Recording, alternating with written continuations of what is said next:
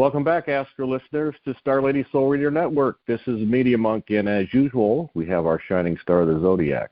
It's Star Lady. Hi, Star Lady. Hello, Media Monk. And we all recall that Star Lady is indeed Kim Marie, the managing director for our network. We continue to certify new evolutionary astrologers here with our EA course, and yet we also provide lots of interesting workshops and other products for sale on our website at EAN.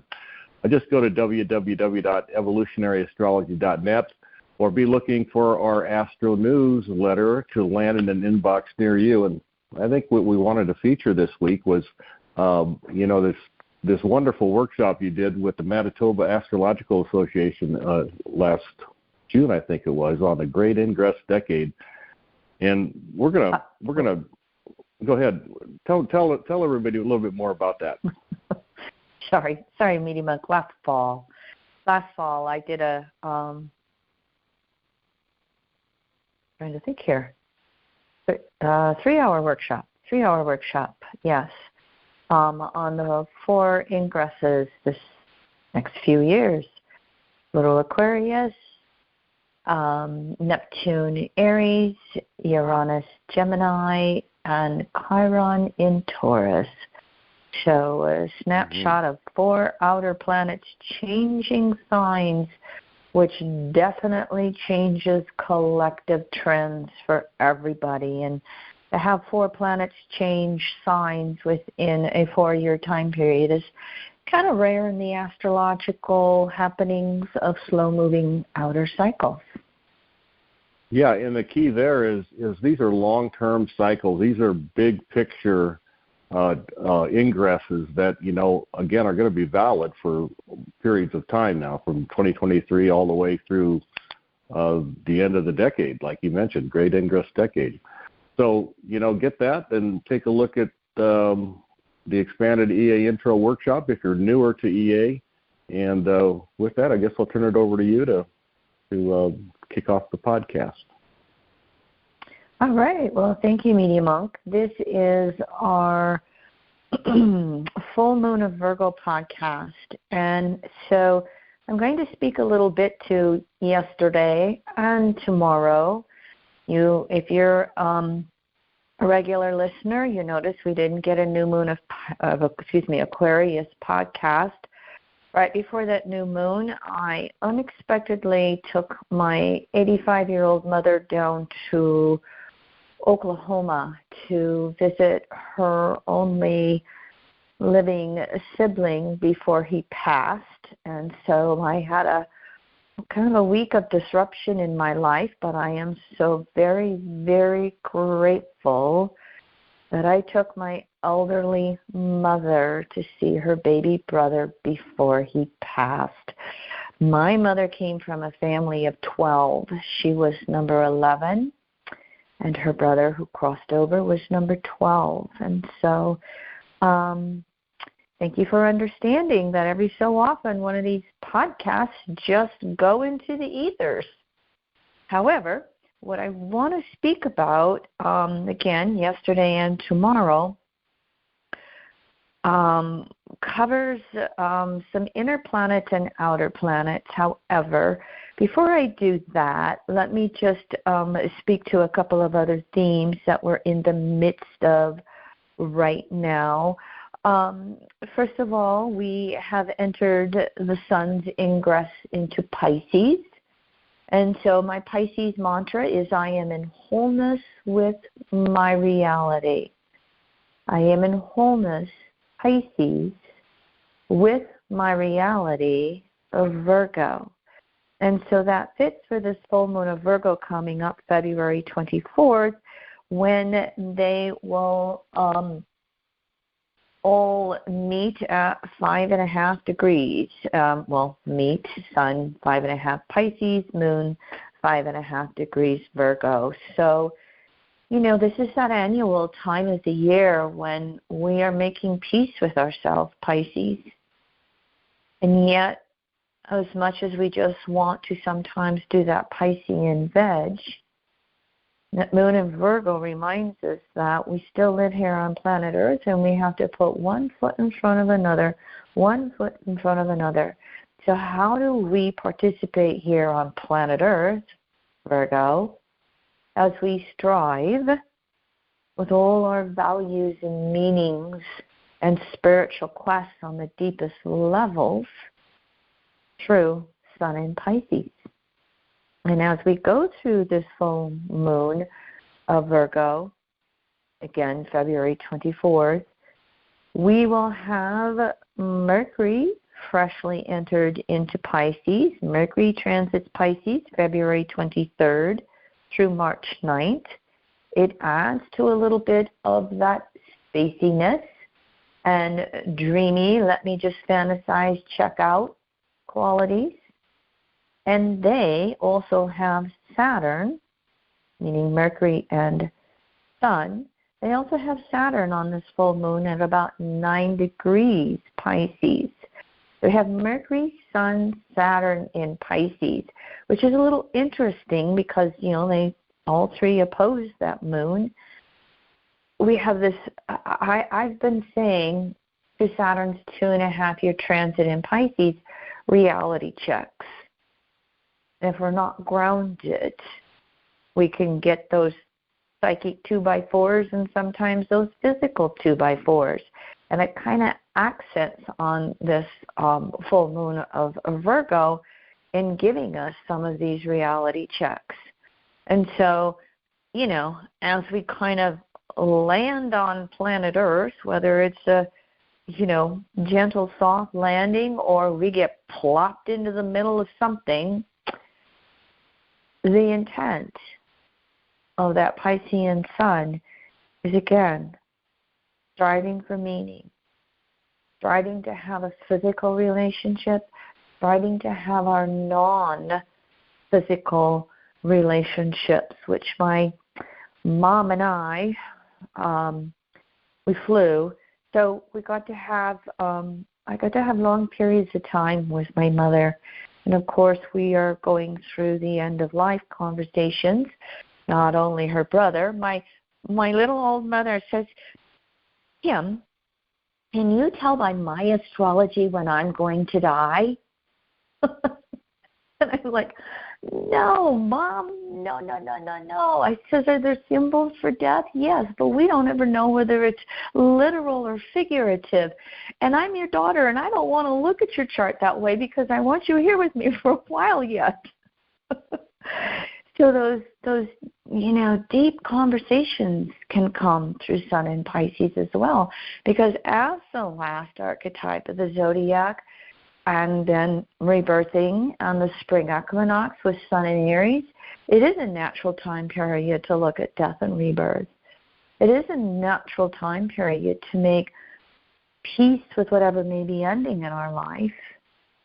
And how do we choose to fill the void or that empty space that opens up? And so again, with Mercury and Saturn on either side of this Pisces sun on the full moon with Virgo, we have to balance physical and metaphysical. We have to balance what's real in our world and what do we strive for.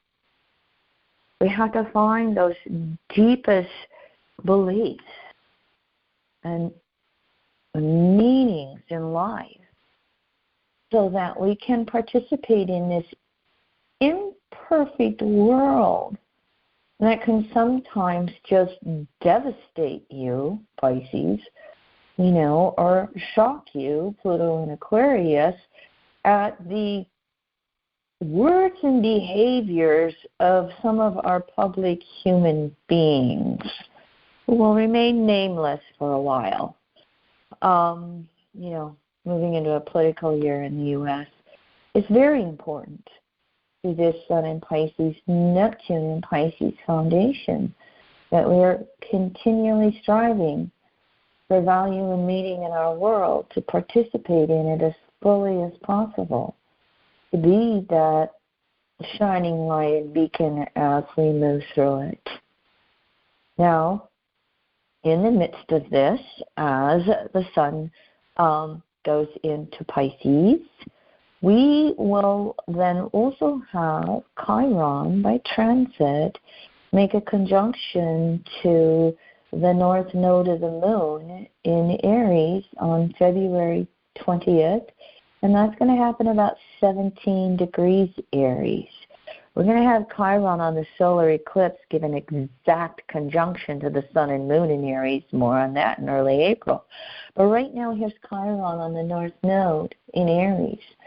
Are we going to, hate and fight and be aggressive and do the patriarchal distortions of drawing lines in the sand?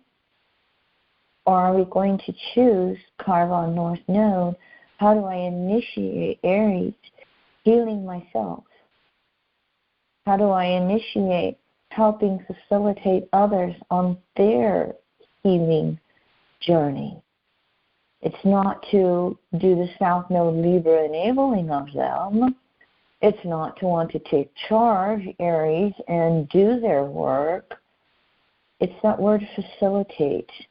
How do we best be supportive and helpful without wanting to, again, take over and do it for them? Because as much as we would like to help everyone else heal, the best we do is hold the energy for their healing.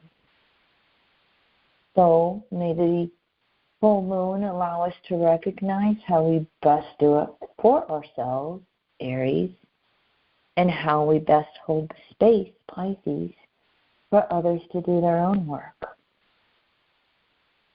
So what I really noticed from the months of February and moving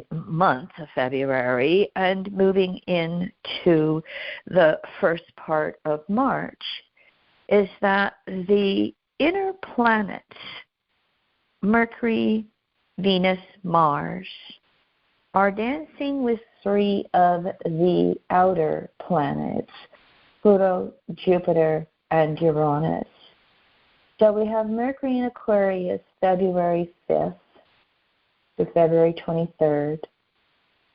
We have Mars in Aquarius February 13th to March 22nd. We have Venus in Aquarius February 16th through March 11th. So Mercury in Aquarius February 5th. Mars in Aquarius February 13th. Venus in Aquarius February 16th. Here's those three inner planets moving into Aquarius, and I'm going to repeat my Aquarius mantra. Detach, objectify, liberate, innovate. One more time. My Aquarius mantra, this is really working with Pluto and Aquarius, 20 years here, folks. Detach, objectify, liberate, innovate. And these three inner planets moving through Aquarius are going to ask us to do it on very, very personal levels. So what has been your, I didn't realize I didn't put my phone away, sorry. What has been your surprises, your upsets, your Aquarian shocks, and perhaps even traumas on, again, personal levels? And so how are you going through this process in your own life? Of being able to step back and look at your situations and your involvement with others in these situations, and then be able to discern and intuit your own best path forward. Interestingly, in the midst of this, on February 22nd, Venus has a conjunction to Mars at 7 degrees Aquarius. We're recording this just before that. Venus conjunct Mars, 7 degrees Aquarius. It's a little bit of that Valentine's energy that we all experience in February, which is when Mars made a conjunction to Pluto.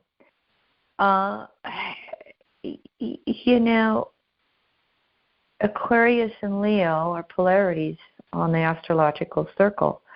Leo is lovers and Aquarius is friends.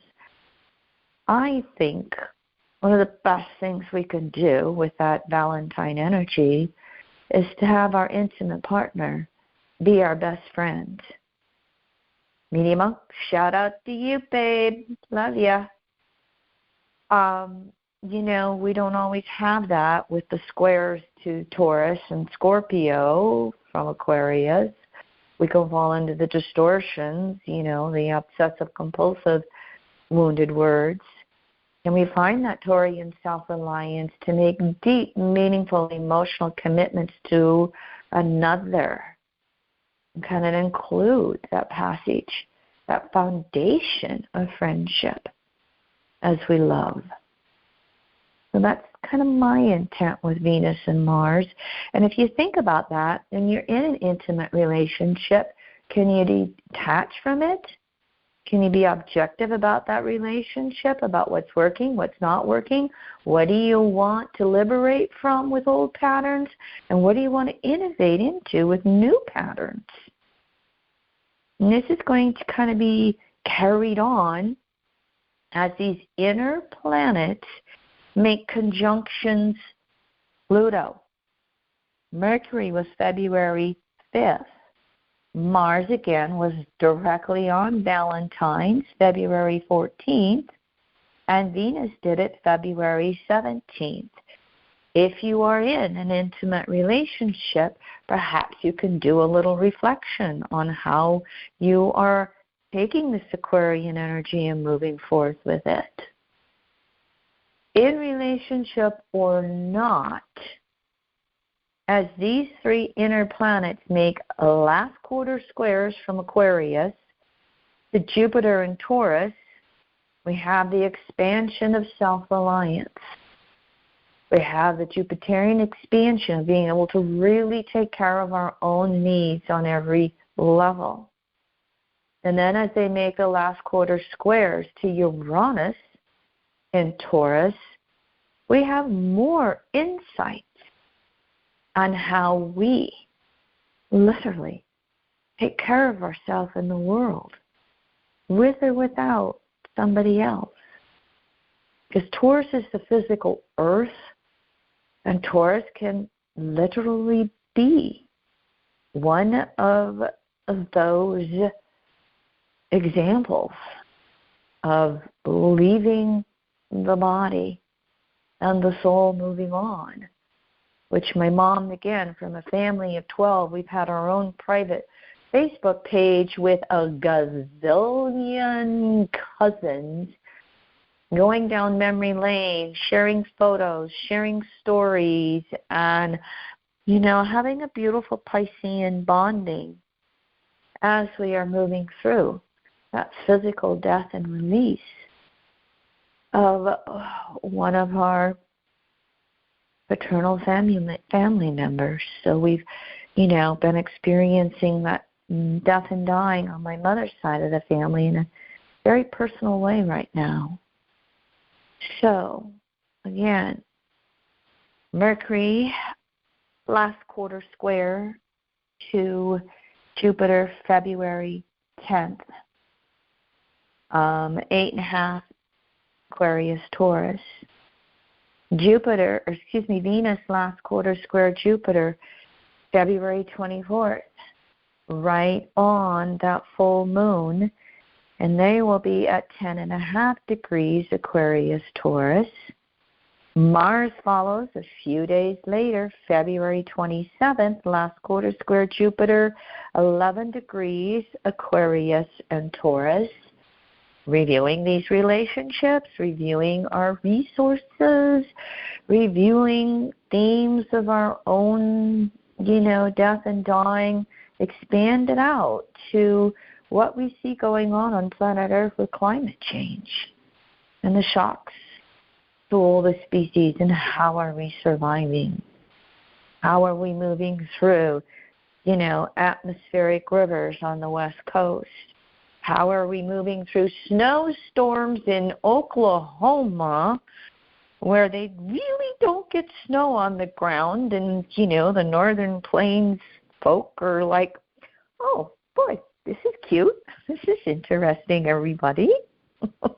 How are we moving through this? And then we're going to follow up with Mars, making the inner planets, making their last quarter squares to Uranus. And so, hold on a second. I had Mercury last quarter square to Uranus happen February 16th, 19 degrees Aquarius Taurus. And we're going to have Venus and Mars in March. Venus last quarter square Uranus March 3rd, 19.5 degrees Aquarius Taurus. Mars last quarter square Uranus on the 9th of March, 20 degrees Aquarius Taurus. And so, one more time, it's a boom, boom, boom. The 3 inner planets together every other year with Mars, having these major aspects to 3 of the outer planets. And because they are the fixed modality, Aquarius Taurus, there can be a tendency to have some upsets and shake-ups. That persevering fixed energy has to shift. It has to change. Whether we're doing it by inner recognitions with the fixed air of Aquarius mentally, or we're doing it in that outer world with the fixed air of physical Taurus. Just one more little detail for you, getting on a few of the planetary highlights. On February 28th, we have both Mercury and Sun conjunct Saturn at about 10 degrees Pisces. So do your best spiritual searching then. Be at peace with any psychic or physical 2x4s that give you reality checks. February 28th, Mercury and Sun conjunct Saturn at about 10 degrees Pisces. Finally, I want to just speak to the fact that Jupiter is going to make its 3rd and final waxing semi-square to Neptune on March 3rd. Jupiter at 12 degrees Taurus and Neptune at 27 degrees Pisces. They had their one conjunction. This is going back on my memory banks, okay? I want to say it was February 22. And they had a conjunction, let's just say 18, 20 degrees of Pisces. And so now here's Jupiter going from new phase to crescent phase, a yin relationship. Energy moves inward, crescent phase to Neptune. We've reached an outer level at how we are expanding Jupiter's conscious beliefs with Neptune's deepest levels of our unconscious beliefs. And now we have to have some reflection on that. And as you know, Neptune is still finishing up its own sign of Pisces. Again, how am I at peace in my world? Do my beliefs and experiences match up? Are they congruent? Jupiter and Taurus, have I been manifesting what I need for food, clothing, and shelter to survive? Have I been able to flourish beyond survival? All you've got to do is look around the planet at some of the areas with war. I cannot believe that over in the Middle East we are in process of literally starving. a quarter of a population of 2.5 million people. I'm talking to the citizens of Palestine. My Jupiter Neptune waxing semi-squares is just in a shock and a disbelief that we can treat people that way. Take it over to Ukraine and Russia, it's the same thing. Take it to Uganda right now. Take it to places on the planet Earth that just,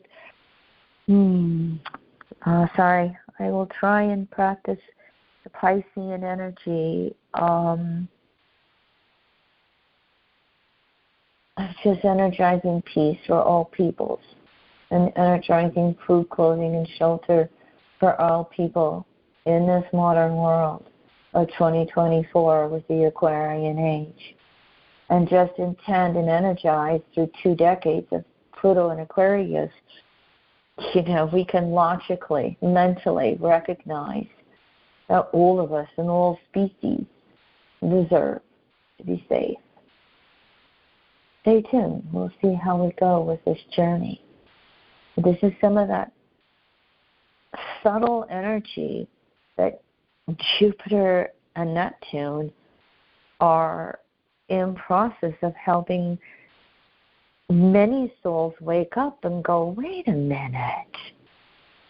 I feel a little guilty to be safe in my home and not worrying about food. What can I do beyond praying for peace? How do I help create peace on the planet? I'll leave that with you for now in energizing that. We will have Sun conjunct Neptune on St. Patty's Day, March 17th at 27 Pisces. And we'll continue to ponder some of these deep thoughts in our Piscean solar month. That is, if we're not, willfully checking out an escapism. May you all find your deepest values and meanings and beliefs in life. And may you walk your talk.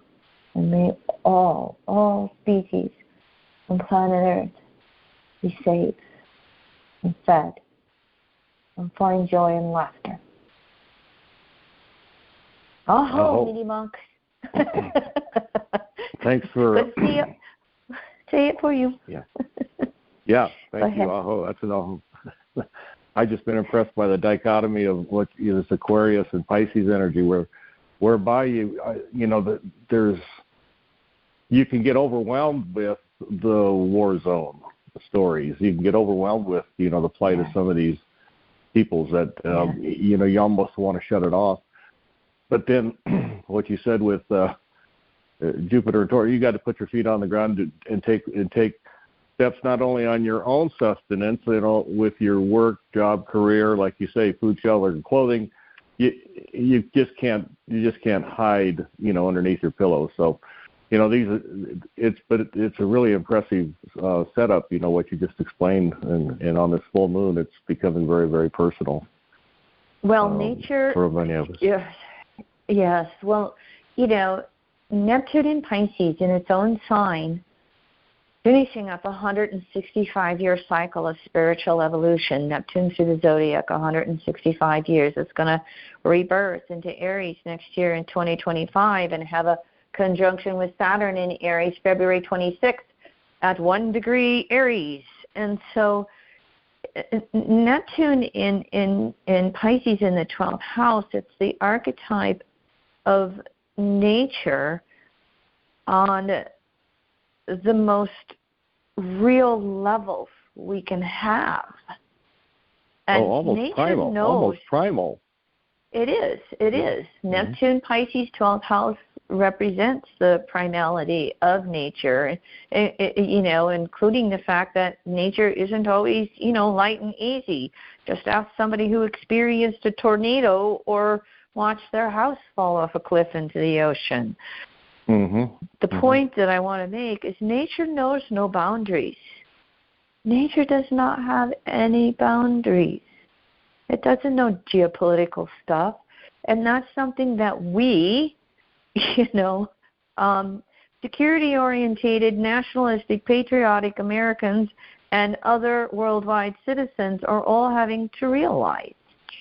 We're all in this together. And, you know, again, I say this constantly, and it's not only my mantra, it's my prayer. I do have faith and hope in the younger generations. A, they have no choice. B, but I think they come in, and, not but, and I think they come in realizing stuff that us older generations are having to learn the hard way through experience. Yeah, I believe that to be true. Yeah. Yeah. Well, so thanks for listening, everybody. Make sure you're on the Astro newsletter list. I'll be sending out a new newsletter here this week, and I'll have direct links to get that great ingress decade. You know, there's your long-term view. Get your own personal charts out for family and friends, and just plot where those long-term ingresses are in your chart, and use it as a forecasting tool. Also, the expanded EA intro is on sale on the website now. Just go to www.evolutionaryastrology.net. Always call 1-605-348-5111 to schedule your time with Star Lady. And until next new moon, move with joy and lots of passion on this always journey of surrender to the core of your soul. Thanks for listening, everyone.